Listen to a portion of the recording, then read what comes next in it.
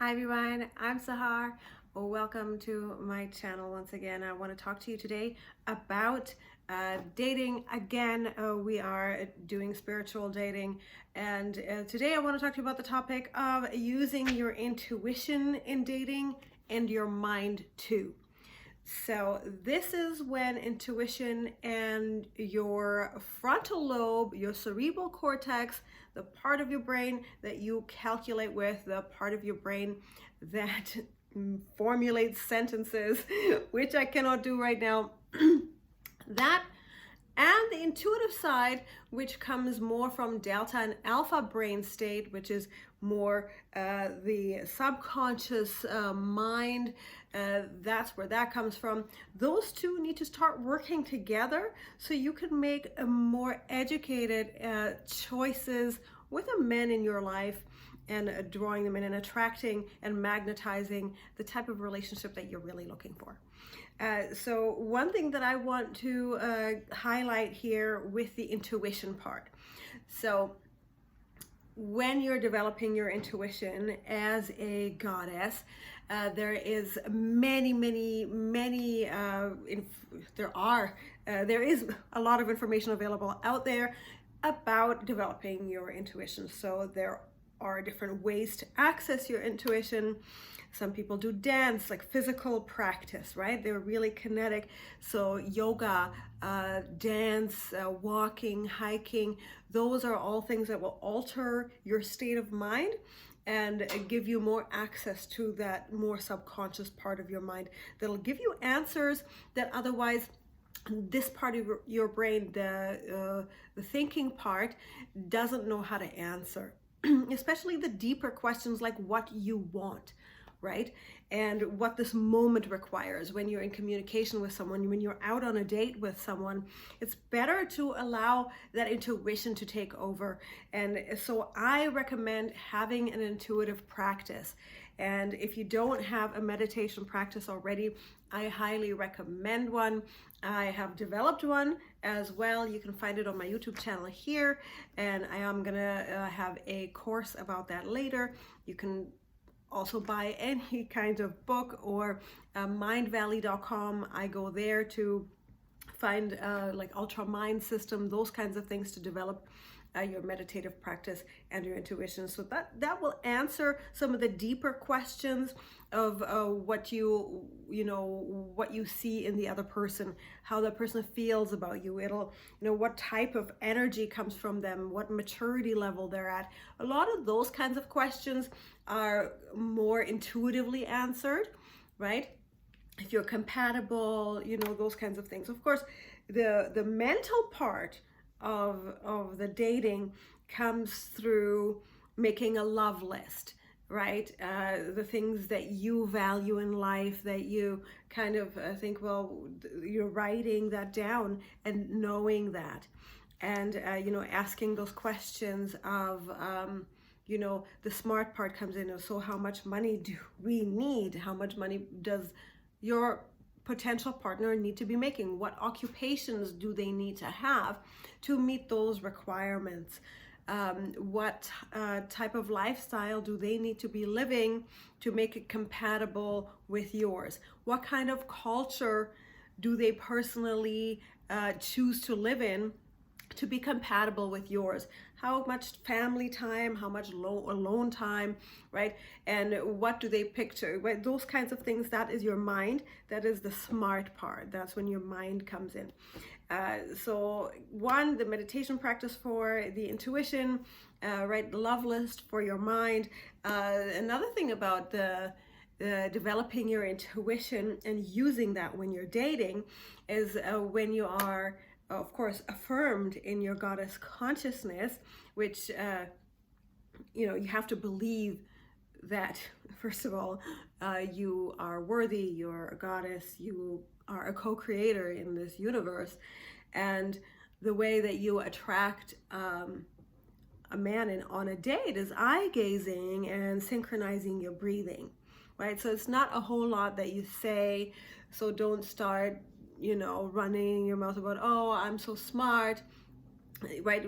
The more you lead with your mind, the less attractive you're going to become. And I'm not saying that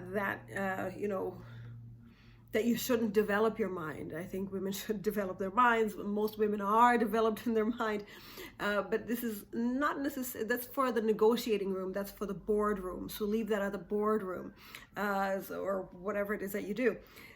When you come to the table for a date and wanting to experience family, unity, passion, affinity, closeness with someone, those are not the qualities that establish trust. Those are not the behaviors that establish trust. Those are the behaviors with a mental energy that will establish competition, right? For a man, like they will think that, oh, you're competitive with me and now you want to outsmart me. So yes, date smart, but not in terms of, oh, I know this and I invest, I do this. Don't start listing your accomplishments. That's masculine intelligence, and masculine intelligence is very applicable. It's very useful. We all need it. Men need it, and I love it. But that is not what men respect in women in a relationship, in a marriage. What they respect is your feminine intelligence, your emotional intelligence, your intuitive intelligence. So developing your intuition, developing your goddess consciousness is going to be key here, but also applying your mind to having your goal set on what your life vision really is. But again, your key to that is your intuition. So meditation practice, and how do you get closer to that person that you're dating? Having very, very deep eye gazing, right? So sitting in front of them at a table when you're drinking and just very calmly creating that vibe and having eye gazing and syncing your breath. So this doesn't have to be super creepy, right? This can be pretty subtle. You can look away at certain times, but really it is in eye contact and having your eyes communicate with him your emotions. So all your emotions are readily available, they are healthy, and that is a developed intuition and a feminine intelligence that is really irresistible to people. So eye gazing, breathing, all of those things are really gonna help connect on a date. And so that's how you date, with your intuition, but in your mind as well. To be honest, I would say on the first few dates, I would recommend turning off, muting a little bit. And I'm not saying muting yourself, I'm not saying dim your light, let him shine, or anything like that, but I would mute a little your competitive nature of showing people how well you do in life, how much you know, and how unimpressed you are by them. Allow them to impress you, right? And give them that feminine intelligence of compassion, of really intuitively knowing who you are, who they are, right? And if you don't like them, you may not like them. You are not there to really impress them, but you are there to demonstrate your maturity, your feminine qualities of goddess consciousness, the ability to make things grow, people grow, right? Because what they need from you is that space where they can grow and have that kind, compassionate, safe zone. Doesn't mean you have to drop your boundaries or whatever.